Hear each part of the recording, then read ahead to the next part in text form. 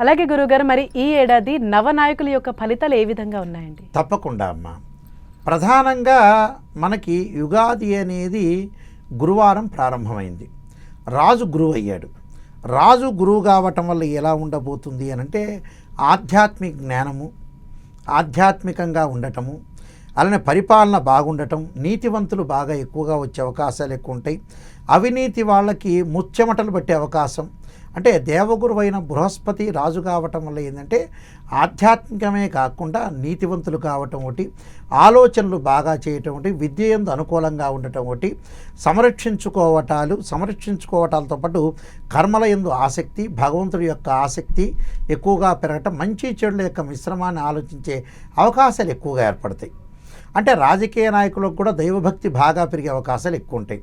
అంటే ప్రతి వాళ్ళకి కూడా దైవభక్తి బాగా పెరగటం ఒకటి, దైవ ఆలోచనలు, అలానే వివాహాది శుభ కార్యక్రమాల్లో పాల్గొనే అవకాశాలు ఎక్కువ ఉంటాయి. అన్ని రకంగా ప్రపంచంలో అంతా కూడా ఆధ్యాత్మిక చింతనతోటి ముందుకు వెళ్ళే అవకాశాలు ఎక్కువగా ఉంటాయి అమ్మ గురువు కావటం వల్ల. అలానే మనకి మంత్రి కుజుడయ్యాడు.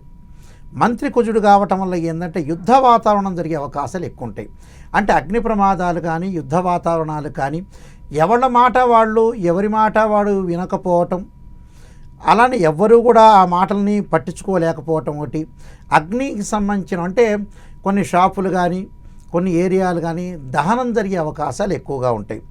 అలానే వర్షాలు బాగా పడే అవకాశాలు ఉంటాయి కానీ యుద్ధాలు జరిగే అవకాశాలు ఎక్కువగా ఉంటాయి. ఎందుకు? మంత్రి కుజుడు కావటం వల్ల. అంటే దేశ రాజకీయ నాయకుల యొక్క పరిస్థితుల విషయంలో కూడా కేంద్ర రాష్ట్ర ప్రభుత్వాలకు కానీ, ముఖ్యమంత్రులకు కానీ, ప్రధానులకు కానీ కూడా వాళ్ళ మధ్యలో విరోధ భావాలు ఏర్పడే అవకాశాలు ఎక్కువ ఉంటాయి. అంటే మాట పట్టింపులు, ఎవరి మాట వాళ్ళు వినకలేకపోవటం, ఎవరి మాటను కూడా లెక్క చేయకపోవటం, మాట పట్టింపులు ఎక్కువగా వచ్చే అవకాశాలు ఎక్కువ ఉంటాయి.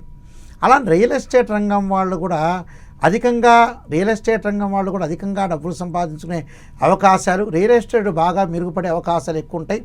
మెడికల్ రంగంలో కూడా కొన్ని ప్రాబ్లమ్స్ వచ్చే అవకాశాలు ఎక్కువ ఉంటాయి. హాస్పిటల్కి సంబంధించిన విషయాల్లో కూడా చాలా ప్రాబ్లమ్స్ వచ్చే అవకాశాలు ఉంటాయి. అంటే ప్రజలకి డాక్టర్లకి మధ్య అవినాభావ సంబంధాలు తగ్గే అవకాశాలు ఎక్కువ ఉంటాయి.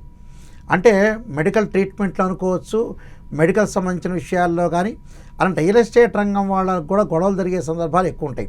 అధిక ఆదాయం అనేది కనపడుతుంటుంది కానీ యుద్ధ వాతావరణం అనేది తప్పదు. అంటే మనస్పర్ధలు అనేవి బాగా ఎక్కువగా వచ్చే అవకాశాలు ఎక్కువ ఉంటాయి. అలానే సేనాధిపతి చంద్రుడి వల్ల ఎలా జరగబోతుంది అంటే ధరలు అధికంగా పెరిగే అవకాశాలు ఈ సంవత్సరం బాగా ఎక్కువ ఉన్నాయి. అధికంగా పెరగటం ఒకటి, ప్రజలు కొంత సుఖంగానే ఉంటారు కానీ ధరలని తట్టుకోలేకపోతారు. అలానే గోవులు అధికంగా పాలిచ్చే అవకాశాలు ఎక్కువ ఉంటాయి.